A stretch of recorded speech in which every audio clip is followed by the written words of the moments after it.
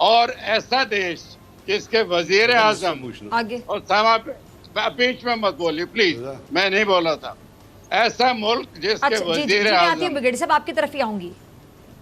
ऐसा मुल्क जिसके वजीर आजम जी जी ओसामा जैनब बिन साहब, आप खत्म लादेन जैसे कीजिए। दहशतगर्द को एक शहादत का दर्जा देते हैं, वो किसी और पर उंगली उठाएं, ये तो बड़े हंसी की बात है। नमस्कार दोस्तों, स्वागत है आपका हिंदुस्तानी स्पेशल की एक और नई वीडियो में। दोस्तों, मेन वीडियो देखने के लिए आप अभी से 1 मिनट वीडियो को स्किप कर सकते हैं। दोस्तों, ये वीडियो पूरी तरीके से इंडिया और मोदी के ऊपर होने वाली है, क्योंकि आपको पता है कि जो फिजा अकबर खान का शो है ऐसे नहीं चलेगा। उसकी अगर डिबेट भारत के साथ होती है तो उसमें ज़्यादातर जो मेजर टॉपिक वो 3 ही 4 होते हैं। पहला टॉपिक मोदी, दूसरा टॉपिक कश्मीर और तीसरा टॉपिक हिंदुत्व और चौथा टॉपिक आरएसएस। तो ये वीडियो भी उसी पे होने वाली है। लेकिन इस वीडियो में जो हमारे जनरल इस डिबेट में गए हैं, उन्होंने क्या फिजा अकबर खान को मतलब फटकार लगाई है, वो आपको इस वीडियो में देखने को मिलेगा।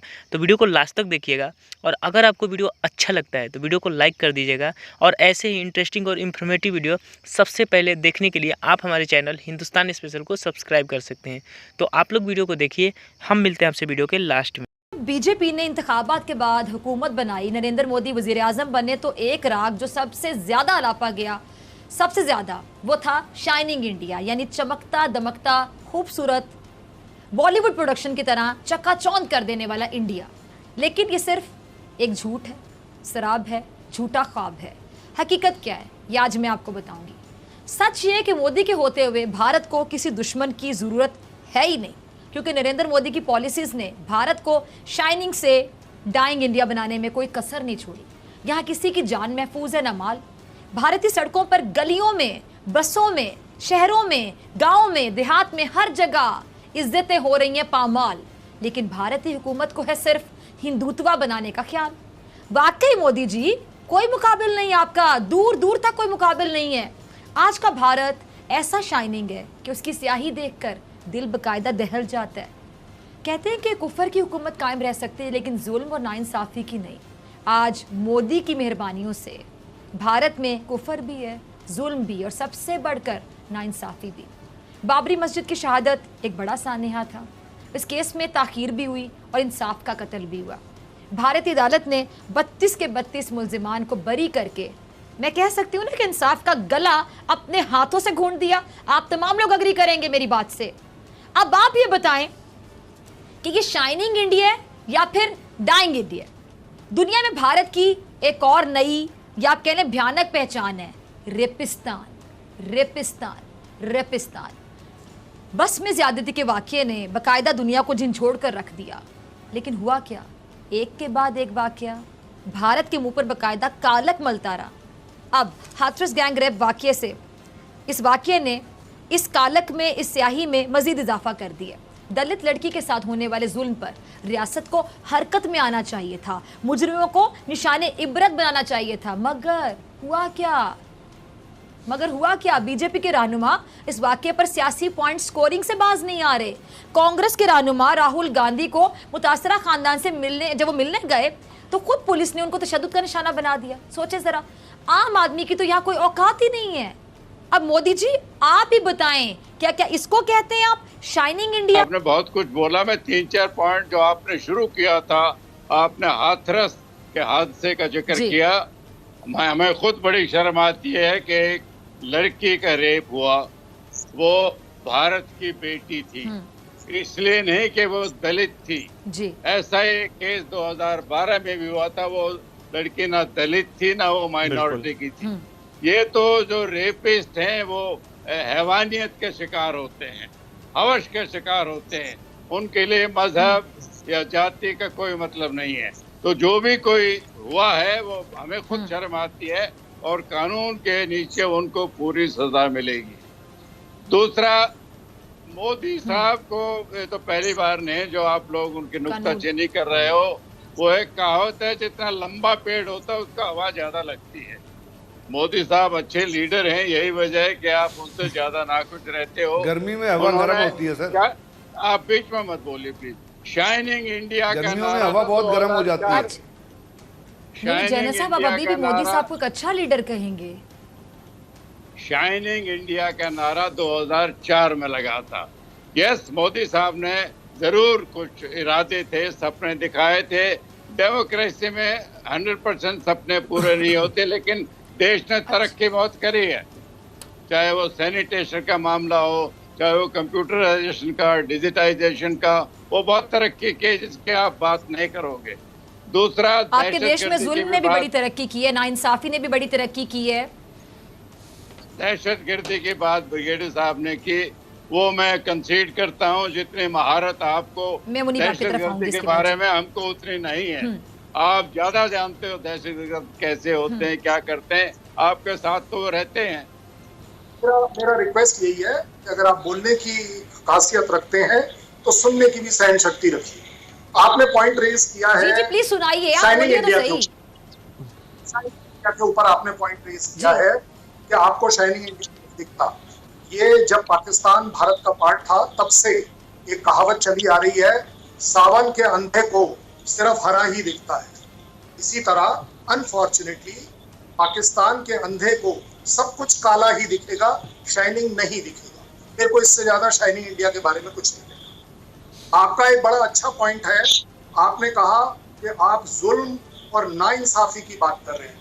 देखिए, वर्ल्ड ओवर ये बात प्रूव हो चुकी है कि नाइंसाफी और जुल्म एक्चुअली कहाँ हो रहे हैं। तो इस पर भी मैं डिबेट नहीं करना चाहूंगा। आपका जो ये टेररिज्म से रिलेटेड बात है और आपने वर्ड इस्तेमाल किए हैं कि दहशतगर्द, देखिए पाकिस्तान पिछले 50 से 70 साल कोशिश कर चुका है कि दहशतगर्दी को ऑफिशियली सपोर्ट दे दे, क्योंकि आपके एक्स प्राइम मिनिस्टर बोल चुके हैं, आपके एक्स प्रेसिडेंट बोल चुके हैं, तो कि आप लोग ऑफिशियली दहशतगर्दी को जानते हैं, सपोर्ट करते हैं और करते आए। तो इसलिए मैं राज कादियान सर की बात की इज्जत रखूंगा। दहशतगर्दी में आपसे बड़ा कोई डॉक्टर नहीं है। सबसे बड़ा इल्जाम है जो आप लगाते हैं हमेशा। नहीं, एक मिनट, सुनने की। ये जो ब्रिगेडियर साहब थे, हमारी इंडियन आर्मी की रेपुटेशन है कि अफसर जो होता है, he is always a gentleman, officer and a gentleman.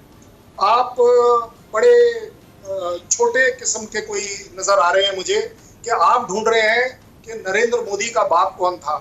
मुझे लगता है शायद आपके यहाँ अपब्रिंगिंग ही इतनी है कि आप हर चीज के अंदर किसी के बाप को ढूंढ रहे हैं।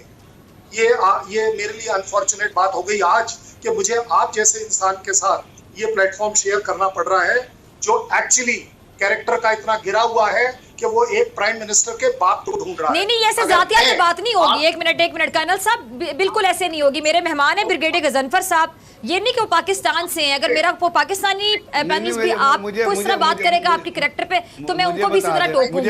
ये कैरेक्टर पे और ये इस तरह के शख्स के साथ बैठा, ये मैं अपने प्रोग्राम में बर्दाश्त नहीं करूंगी। आपको देना पड़ेगा। चलिए, मैं ब्रिगेडियर साहब से अपनी बातों का जवाब लूंगी। वो सुन रहे हैं, ये उनकी आला ज़र्फी है कि आप इतनी बड़ी बात कह रहे हैं, वो फिर भी सुन रहे हैं, अपनी बारी का इंतजार कर रहे हैं। ये उनकी आला ज़र्फी है। जी कंप्लीट कीजिए कर्नल साहब। हुकूमत की ठेकेदारी अगर पाकिस्तान करने लगा तो मुझे बताइए पूरे वर्ल्ड का भला हो जाएगा कि आपको FATF सिर्फ टेररिज्म की वजह से फेस करना पड़ रहा है। हालांकि मेरे जैसे आदमी अभी भी कहते हैं कि अगर FATF जैसी चीज पाकिस्तान पे लगे, भगवान करे ना लगे, क्योंकि उसको मौका मिलना चाहिए कि वो इस टेररिज्म, इस दहशतगर्दी से बाहर आ पाए।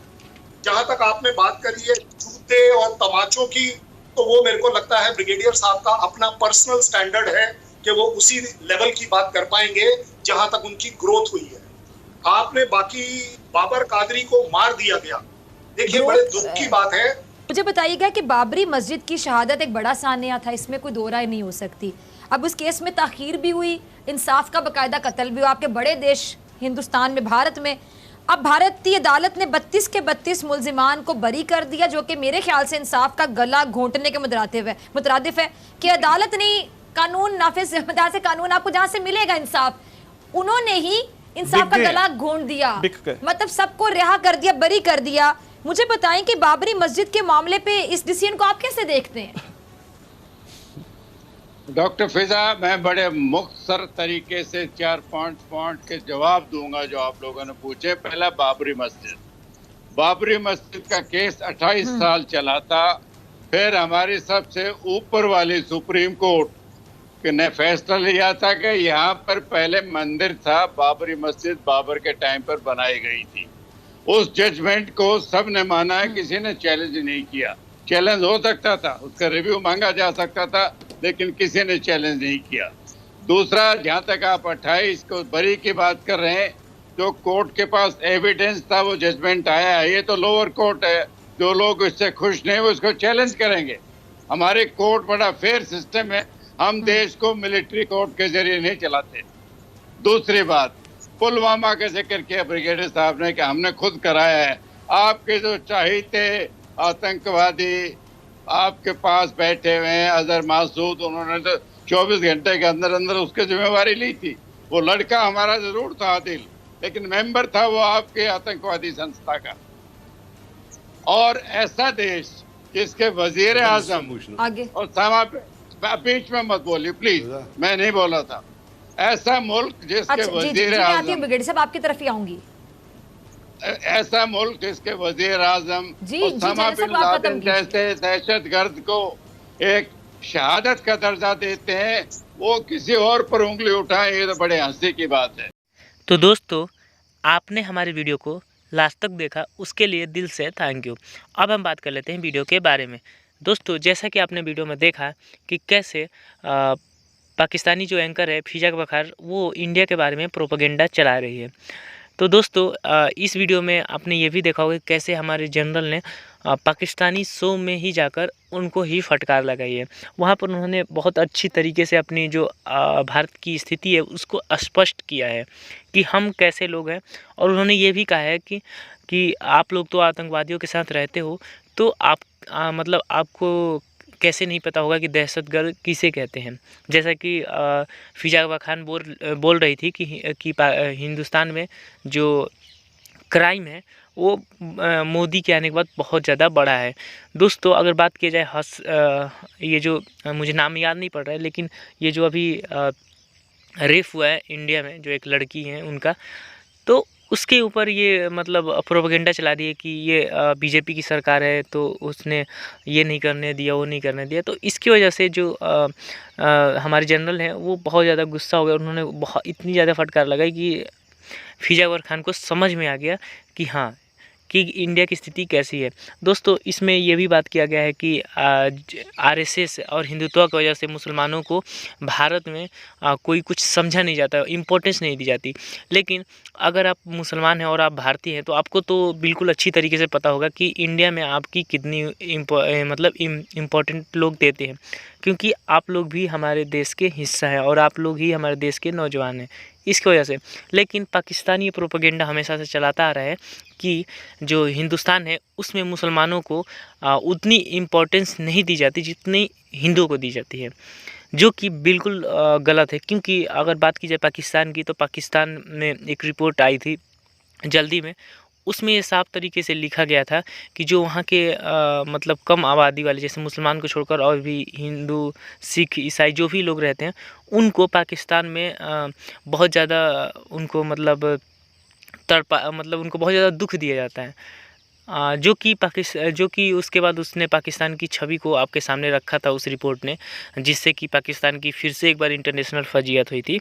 तो दोस्तों, ये तो खुद ही पाकिस्तान करता आ रहा है, आज से नहीं, वो शुरू से ही ये करता आ रहा है। क्योंकि वो जब बना ही था तो वो मुसलमान देश ही बना था, लेकिन हमारा देश तो सबके लिए बराबर है, आपको पता ही होगा। लेकिन उनको प्रोपेगेंडा करना है, ये आप लोग समझिए। तो वीडियो में अगर आपने कुछ प्रोपेगेंडा सुना हो तो उसको कान से निकाल दीजिए, क्योंकि उनकी अगर आप हर शो को देखें तो आपको बस यही देखने को मिलेगा। ज़्यादा से ज़्यादा आपको कश्मीर और ये मुसलमानों पर ही देखने को मिलेगा। और जो जहाँ बात की जा रही है बाबरी मस्जिद की, तो अभी इनको शायद पता नहीं है कि जितना अयोध्या के लिए जितना एकड़ की ज़मीन दी गई, उससे 2 गुना या 3 गुना बाबरी मस्जिद बनाने के लिए, बाबरी मस्जिद नहीं मतलब मुसलमानों के लिए बनाने के लिए जगह दी गई है। तो दोस्तों, ये है हमारे मुसलमान, और हम मुसलमानों को इम्पोर्टेंस देते हैं, लेकिन ये पाकिस्तानी कभी नहीं समझ पाएंगे। तो दोस्तों, आज के वीडियो में बस इतना ही। आप लोगों को ये वीडियो कैसा लगा हमें कमेंट करके ज़रूर बताएं, और अगर आपको वीडियो अच्छा लगा हो तो वीडियो को लाइक कर दें, और ऐसे इंटरेस्टिंग और इन्फॉर्मेटिव वीडियो देखने के लिए आप हमारे चैनल हिंदुस्तानी स्पेशल को सब्सक्राइब कर सकते हैं। तो दोस्तों फिर से मिल लेंगे आपसे एक नई वीडियो के साथ, तब तक के लिए जय हिंद और जय भारत।